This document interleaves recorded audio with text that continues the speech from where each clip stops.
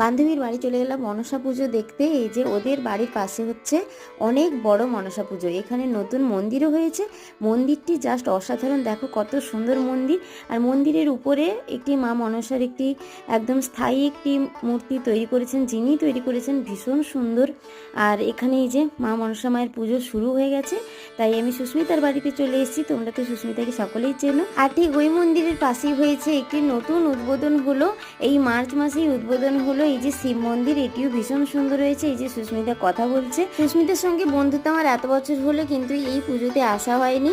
এখানে আমি অনেক ছোটবেলায় আসতাম, আমার কাকিমার বাবার বাড়ি এখানে, কিন্তু আর আসা হয়নি। যাই হোক, ফাইনালি এবছর মায়ের আশীর্বাদে আসতে পারলাম। আর এখানকার মেলাটা তোমাদের সঙ্গে সবই শেয়ার করব। আর এখানে খুব সুন্দরভাবে মায়ের কাছে পুজো আমার দেওয়া হয়ে গেছে, তোমাদের সঙ্গে সবকিছু শেয়ার করব। এই যে দেখো এখানে সাংস্কৃতিক অনুষ্ঠান হচ্ছে যেমন গ্রামে হয়। আজকে ভিডিও এই পর্যন্তই, টাটা।